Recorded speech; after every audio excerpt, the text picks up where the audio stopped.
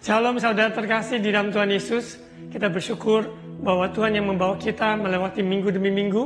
Kita ada di penghujung bulan Februari. Kita bersyukur bahwa Tuhan yang baik, sungguh baik, sangat baik. Tidak pernah membiarkan meninggalkan kita dalam segala kondisi apapun yang kita alami. Mari kita berdoa untuk siap menerima firman Tuhan. Sebab firman Tuhanlah kekuatan bagi jiwa kita, pengharapan kita, dan jawaban dalam hidup kita. Mari kita berdoa. Bapa, di dalam nama Tuhan Yesus, kami bersyukur bahwa Engkaulah jalan kebenaran dan kehidupan, di mana kami menemukan, yaitu damai sejahtera, sukacita abadi yang tidak dapat di dunia ini. Engkaulah sumber dari segala sesuatu yang kami perlukan, dan saat ini Bapa, berfirmanlah, berbicara lewat hamba-Mu yang disampaikan firman Tuhan, menguatkan setiap yang mendengarnya. Jadikan kami semua pelaku firman Tuhan. Di dalam nama Tuhan Yesus, amin. Saudara terkasih di dalam Tuhan Yesus, di mana seri khotbah sumur, di mana ada sumur Lahai Roi, tentang Hagar, tentang Allah yang peduli bagi keturunannya Ismail, dan juga ada Rehobot, di mana Ishak menggali sumur-sumur yang pernah digali oleh hamba tua, pelayan-pelayan dari Abraham, dan menggali kembali. Dan juga kita melihat sumur Beersheba, di mana berkat Tuhan yang mengalir bagi mereka, ada perjanjian untuk membangun mezbah dan juga berseru pada nama Tuhan. Semua sumur yang ada adalah upaya manusia menggali dan berusaha mendekatkan diri dan hal-hal yang baik, karena ada upaya, ada sebuah etiket untuk sungguh-sungguh mau datang pada Tuhan. Dan sumur itu adalah manusia yang menggali kedalaman sesuai dengan kebutuhan yang ada. Namun hari ini kita akan lihat, yaitu di minggu yang terakhir di bulan Februari, dengan judul Suara Penggembalaan, Sumur Yakub. Kita tahu bahwa Yakub adalah bagian dari patriark Abraham, Ishak, dan Yakub. Di dalam firman Tuhan yang kita baca di minggu yang lalu, itu semua berfokus yaitu Abraham maupun juga Ishak. Dan kali ini kita melihat sumur Yakub yang disebut, dan sangat jelas ada Yohanes pasal 4. Sesungguhnya apa yang kita dapatkan pelajaran dari sumur Yakub di kitab Yohanes pasal 4 ini, kita akan melihat kedalamannya. Bukan terfokus kepada kehebatan sebuah sumur ataupun pemilik sumur tersebut adalah Yakub yang membelinya, ataupun yang menggalinya dan sebagainya. Namun kita akan melihat sebuah kebenaran yang sangat amat dalam ketika upaya manusia dibandingkan dengan kasih karunia Tuhan yang datang menjumpai seorang perempuan Samaria di sumur yang disebut sumur Yakub. Disitulah membuat kita menyadari bahwa perjumpaan dengan Tuhan tidak dapat dinilai dengan upaya manusia untuk menggali sebuah sumur yang kedalaman. Karena seberapapun kita menggali air yang kita dapatkan, suatu hari kedalaman sumur tersebut akan habis ataupun tidak ada air. Namun apabila kita sungguh-sungguh datang kepada sumber kehidupan, yaitu Yesus, air kehidupan yang mengalir, yang tidak dibatasi oleh kemampuan manusia untuk menggali, tidak dibatasi oleh semua keterbatasan secara fisik. Namun kita sadari Dia yang terlebih dahulu datang menjumpai perempuan Samaria ini. Kita lihat di Yohanes pasal 4, dari sumur Yakub ini kita sering dengar. Di Yohanes pasal 4 ini firman Tuhan ini sering kita baca, sering dengar. Namun kita akan fokuskan bagaimana kontras sumur Yakub dengan Yesus, air kehidupan yang tidak dibatasi oleh semua keterbatasan manusia. Yohanes pasal 4, percakapan dengan perempuan Samaria. Ketika Tuhan Yesus mengetahui bahwa orang-orang Farisi telah mendengar bahwa Ia memperoleh dan membaptis murid lebih banyak daripada Yohanes, meskipun Yesus sendiri tidak membaptis melainkan murid-muridnya.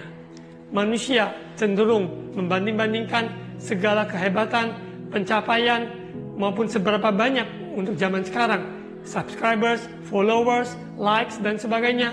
Dan hal tersebut bukan hal tersebut ya dalam konsep kerajaan Allah. Kerajaan Allah sepertinya yang kita lihat mungkin di dunia menganggap itu kebodohan, tapi dalam kerajaan Allah itu sesuatu yang berharga. Untuk itu carilah dahulu kerajaan Allah dan kebenarannya, maka semuanya akan ditambah-tambahkan. Banyak hal, value, nilai-nilai yang di dunia menerapkan siapa yang hebat, yang berkuasa, dia yang memerintah orang-orang. Namun di dalam kerajaan Allah, orang yang terbesar adalah orang yang melayani, yang memberi hidupnya untuk orang lain. Dan melayani adalah sebuah nilai yang sangat penting, berharga di dalam kerajaan Allah. Yang terbesar bukan pemerintah, orang-orang yang ada punya pangkat dan punya kekuasaan, tapi ternyata anak-anak, kita menyambut mereka yang mempunyai kerajaan Allah. Untuk itu saudara, nilai-nilai di dunia ini ketika compare ya, dicocokkan dengan kerajaan Allah, dengan kebenaran firman, maka sesungguhnya semua itu tidak ada bandingannya. Karena kita sadari bahwa kehidupan kekal bersama Yesus tidak dapat yang membandingkan semua harta kekayaan di dunia ini, tidak sebanding dengan nilai-nilai rohani, harta surgawi. Untuk itu saudara, biarlah lewat suara pembalian hari ini Sumur Yakub, kita akan lebih lagi sungguh-sungguh menyadari tidak ada bandingannya Sumur Yakub yang digali, yang dimiliki oleh Yakub bapa leluhur, yang mempunyai sejarah yang luar biasa, yang mempunyai kekayaan, kebanggaan yang tersendiri, yang memberkati masyarakat setempat bagi keturunan demi keturunan yang ada.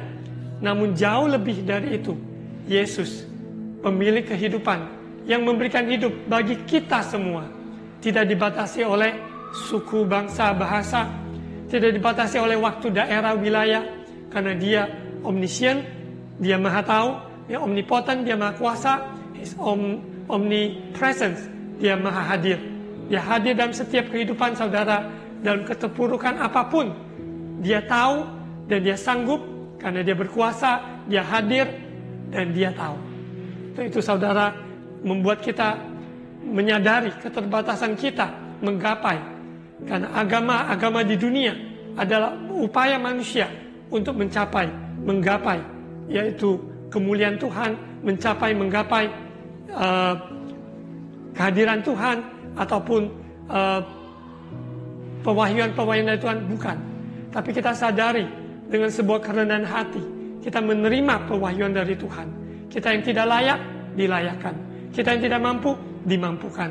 Kita yang dahulunya buta, sekarang kita bisa melihat karena kasih karunia-Nya. Jadi kasih karunia Tuhan yang dinyatakan, menjumpai seorang perempuan Samaria ini. Dia menjumpai saudara dan saya. Kita lanjut di ayat 3. Jadi kita membaca dari Yohanes pasal 4 ini dari sudut mata, ya, di mana Sumur Yakub sebuah kebanggaan, tapi dicocokkan ataupun di-compare dengan pernyataan Tuhan, kebenaran, tidak ada bandingannya. Ayat 3, ia pun meninggalkan Yudea, Yesus meninggalkan Yudea dan kembali lagi ke Galilea. Ia harus melintasi daerah Samaria.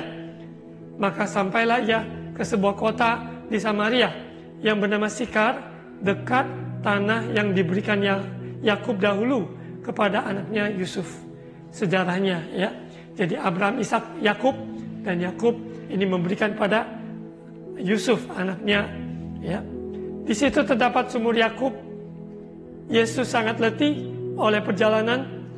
Karena itu ia duduk di pinggir sumur itu hari kira-kira pukul 12. Jadi sumur ini menjadi sumur Yakub ini yang disebut sumur Yakub menjadi konteks tempat di mana Yesus menjumpai perempuan Samaria ini. Saudara terkasih, di dalam seri firman Tuhan Encounter, ya, di tahun lalu Encounter perjumpaan, kita perjumpaan yang sang pribadi yaitu Yesus sendiri, berjumpa dengan kebenarannya, berjumpa dengan kasih karunia-Nya, membuat hidup seorang Zakeus diubahkan. Dan banyak lagi penglihatan, yaitu lewat Saulus yang dalam perjalanan ke Damsyik dia berjumpa, yaitu encounter vision, yaitu penglihatannya sungguh melihat, yaitu tugas rencana Tuhan lewat kehidupannya. Saudara, saya mengundang saudara yang belum ataupun bisa mengulang kembali di seri khotbah Encounter. Karena dalam perjumpaan itulah tersebut tidak ada bandingannya dengan sumur Yakub yang digali oleh atau dimiliki oleh Yakub atau siapapun yang memiliki ataupun menggalinya. Seberapa hebatnya upaya manusia, maka ada keterbatasannya. Puasa apapun doa, semua itu hal yang baik, ya. Tetapi kita sadari di saat-saat ada yang kita tidak mungkin, kita tidak sanggup untuk berdoa lagi, tapi Roh Tuhan melampaui keterbatasan manusia berdoa dengan keluhan-keluhan yang tak terucapkan sesuai dengan Roma pasal 8. Disitulah kita menyadari hidup oleh roh, bukan daging. Manusia membanggakan semua hal-hal yang lahiriah yang terlihat, namun di dalam kerajaan Allah kita tidak melihat, namun kita percaya dan kita sadari bahwa Dia hadir saat pun kita tidak merasakan secara fisik daging kita, ataupun kita tidak melihat. Allah turut bekerja mendatangkan kebaikan bagi setiap orang yang mengasihi Dia. Saudara, kuatkan teguhkan hati di hari-hari ini dan hari-hari ke depan. Pandangan kita hanya kepada Dia yang empunya kerajaan surga, Yesus Kristus, pemilik kehidupan, Allah Bapa yang mengasihi kita, anak-anaknya. Roh Kudus yang bekerja, berkarya dalam hidup kita, membawa kita pada seluruh kebenaran, menyingkapkan rahasia-rahasia kedalaman, tidak sebanding dengan upaya manusia. Tentunya kita tidak menyatakan bahwa semua upaya manusia, segala sesuatunya tersebut jangan kita lakukan. Bukan itu. Tapi penekanannya adalah upaya manusia ada keterbatasannya. Seberapa buku yang kita baca, seberapa lama kita ada di sebuah seminari ataupun dalam pendidikan, pelatihan, apapun, semua itu ada keterbatasannya. Ya, ini bukan berarti kita tidak sekolah, kita tidak mendalami, kita tidak berupaya, berpuasa, disiplinkan diri, bukan itu. Bukan kita tidak lakukan itu, tetapi kita menyadari nilai dari kehadiran Tuhan, nilai dari perjumpaan dengan Tuhan jauh melampaui dari upaya manusia dengan kekuatannya. Kita lihat tentang Samaria ini, perempuan ini, Yesus sengaja datang melewati tempat tersebut yang disebut sumur Yakub, di mana terdapat sumur Yakub. Disitulah menjadi titik pertemuan Yesus dengan perempuan Samaria ini. Dan inilah mempunyai sejarah yang lebih dalam daripada sumur tersebut yang disebut sumur Yakub. Sejarah di dunia, ya, sepak terjang kerajaan-kerajaan di dunia, semua itu hal-hal yang wajar, yang sangat boleh kita pelajari dan boleh kita ketahui.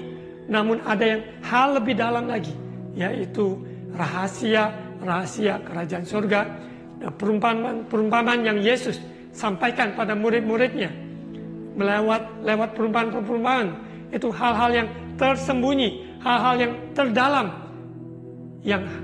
yang kita rindukan. Kalau bukan Tuhan singkapkan, kita tidak sanggup. Untuk itu saudara, rasa lapar dan haus datang pada Tuhan. Aku tidak sanggup, aku tidak mampu tanpa Engkau. Kalau bukan Engkau yang menyertai aku tidak mungkin bisa berjalan. Seperti Musa meminta penyertaan hadirat, yaitu hadirat Tuhanlah.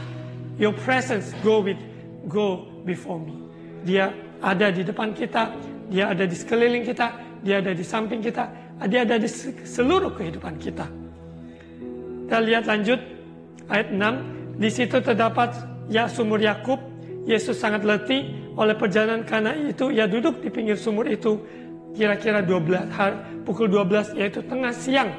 Ternyata ada perempuan Samaria yang hendak datang menimba air. Maka datanglah seorang perempuan Samaria hendak menimba air. Kata Yesus kepadanya, berilah aku minum. Sebab murid-muridnya telah pergi ke kota membeli makanan.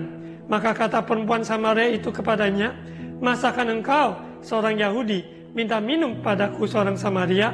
Sebab orang Yahudi tidak bergaul dengan orang Samaria. Manusia cenderung menganggap dirinya lebih dari orang lain. Tapi di mata Tuhan, Yesus datang menerobos semua keterbatasan, perbedaan, suku, bahasa, bangsa, dan kasta yang ada di dunia ini. Sekalipun kita bukan negara India di mana ada kasta yang menghambat di dalam permasyarakatan yang ada. Namun di dalam kerajaan Allah, kita semua, tidak ada Yahudi, tidak ada yang Yunani, semuanya kita diterima Tuhan. Engkau dikasihi, engkau diampuni, engkau diberkati, engkau yang dipilih karena kasih karunia Tuhan. Sungguh nyata dalam hidup kita. Kita ada sebagaimana Anda karena kasih karunia Tuhan. Untuk itu kita tidak menganggap enteng, tidak menganggap sepele. Di mana perbandingan dengan sumur Yakub dengan Yesus, kasih karunia-Nya menjumpai seorang yang bernama yang menjumpai perempuan Samaria ini di sumur Yakub tersebut. Kita akan lihat sedikit di Kejadian pasal 33 tentang sejarah tentang sumur Yakub ini.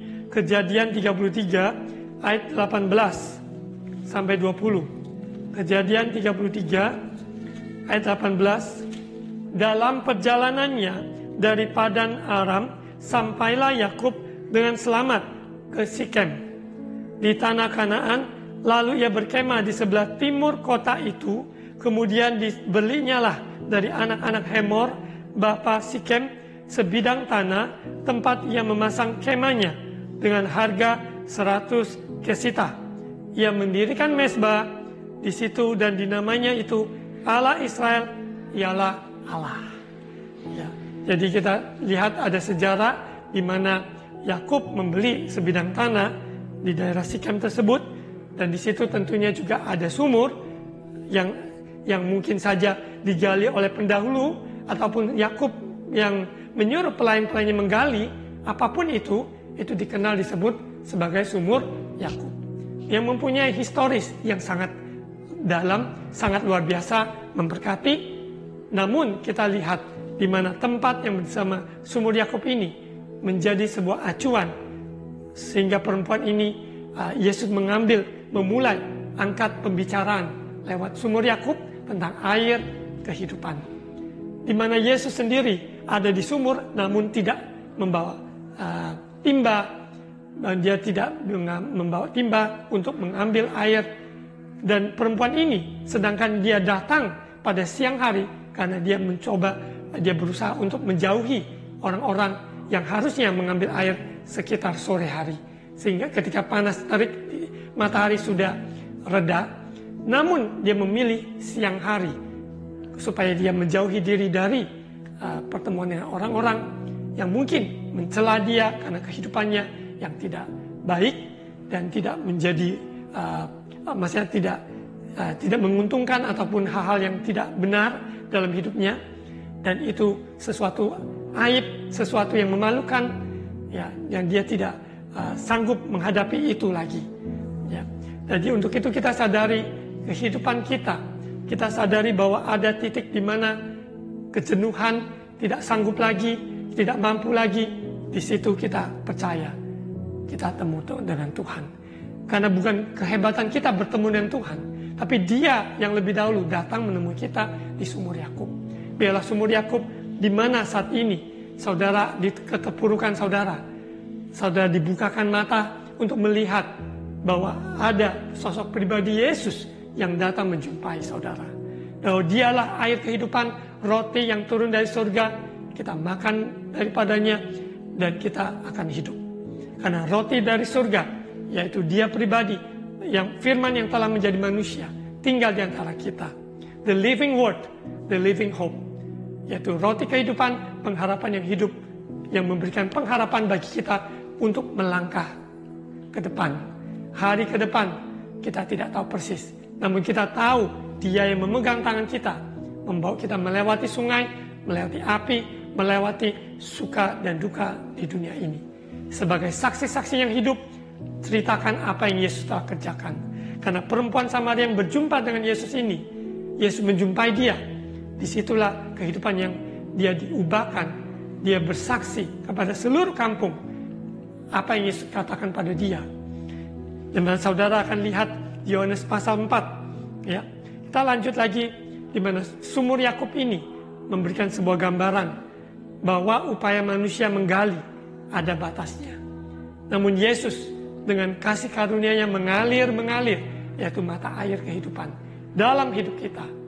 Karena sumur manusia menggali, namun air dia pribadi tidak bisa menduplikat air.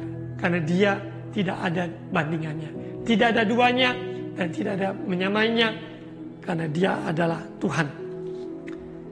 Kita lihat di ayat yang ke-10, percakapan Yesus berlanjut, ya karena tentang ayat ini. Jawab Yesus kepadanya, "Jikalau engkau tahu tentang karunia Allah, dan siapakah dia yang berkata padamu, berilah aku minum, niscaya engkau telah meminta kepadanya, dan ia telah memberikan padamu air hidup." Saudara, kasih karunia itu tidak ada duanya. Pemberian kasih karunia-Nya, bagian kita adalah menerimanya.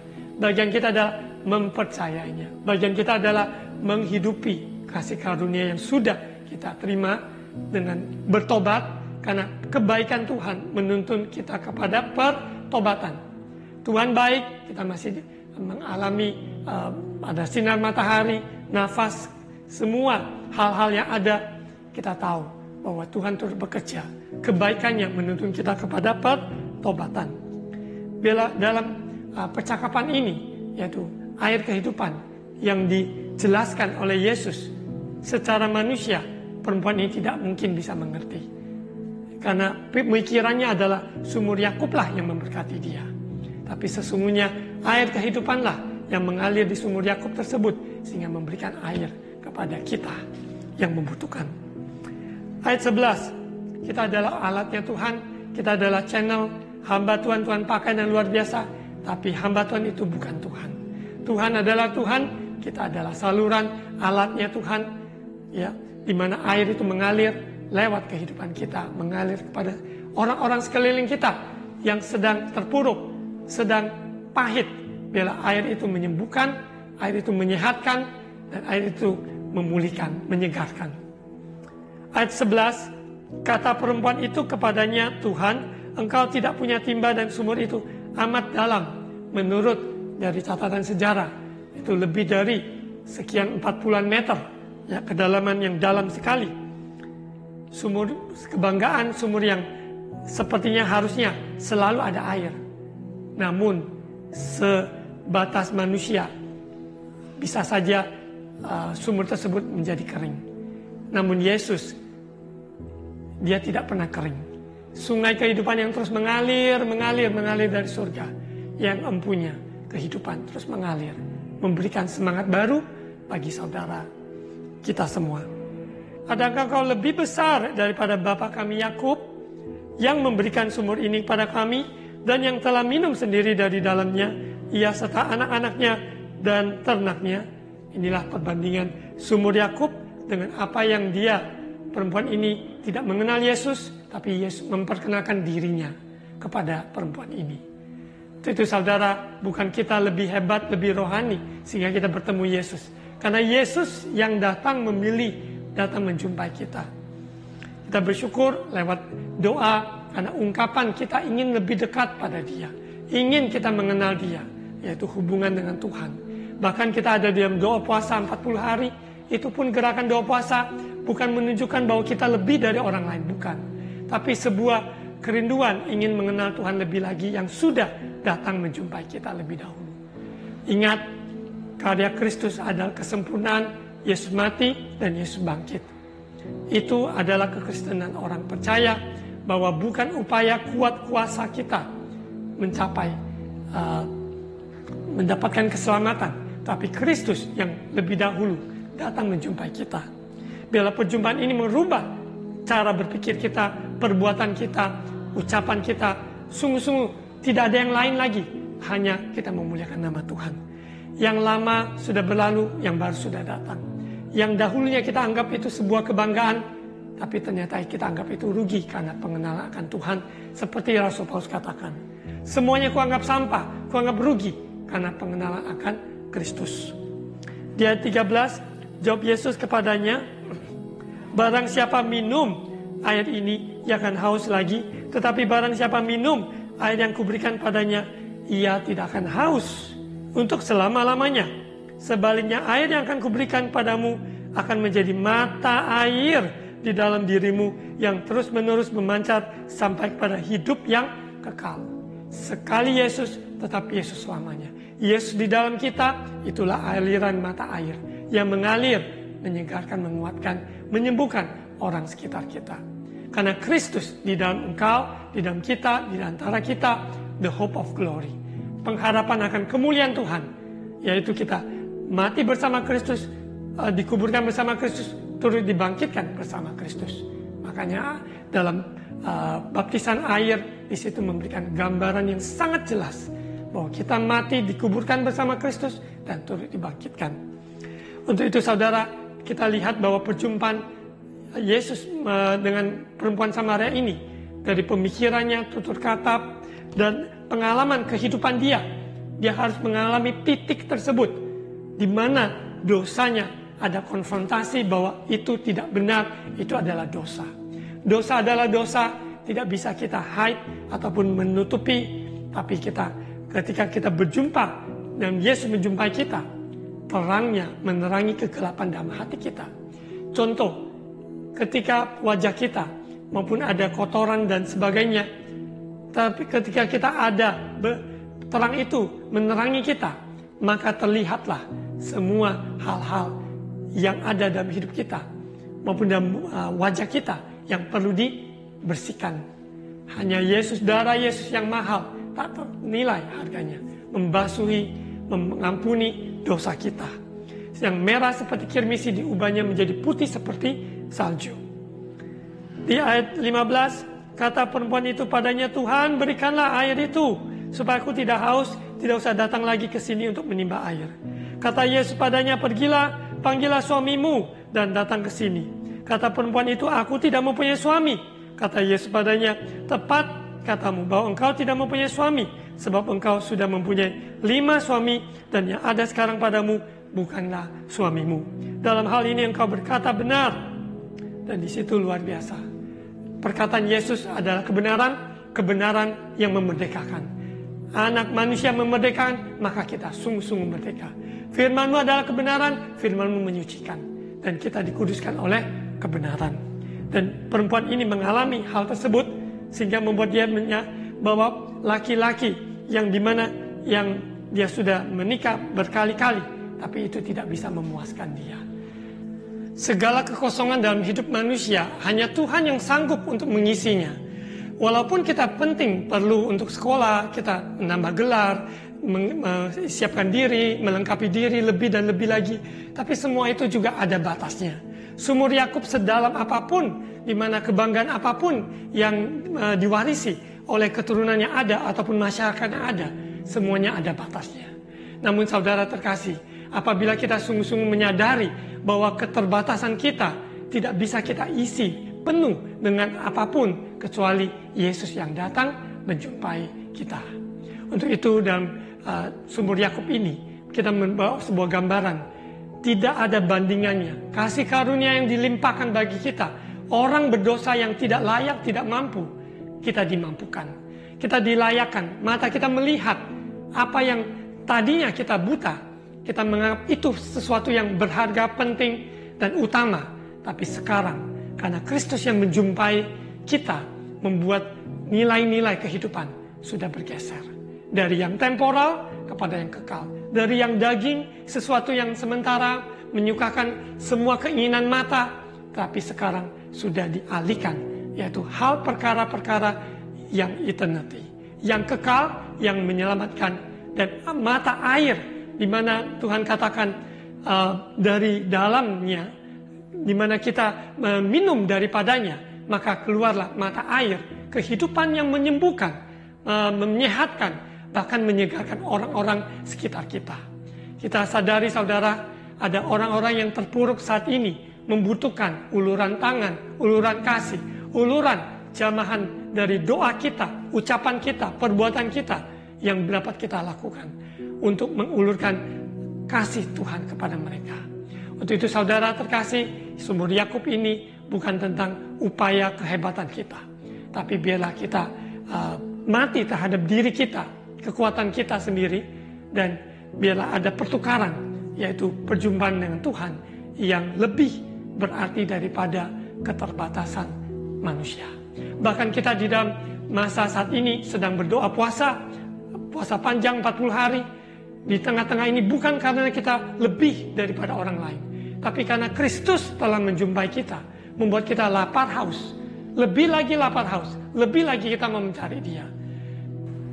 Saudara terkasih, kita sadari bahwa dalam perjalanan kerohanian kita, bukan kuat gagah yang kita tunjukkan, tapi kita sadari keterbatasan kita.